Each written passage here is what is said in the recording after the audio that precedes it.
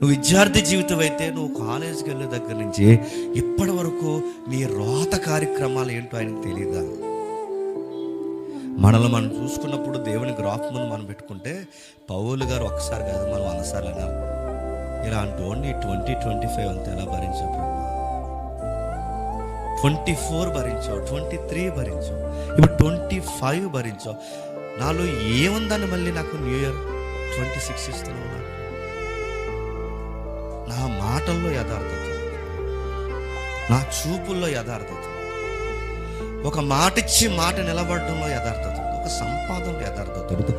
ఎవరి కోసమన్నా మాట్లాడమంటే కనీసం నాకు మంచిగా మాట్లాడడం కూడా రాదు, ఏ కొసాన కూడా నేను మెప్పించలేని ఈ బతుక్కి 26 ఎలా ఇస్తున్నాను?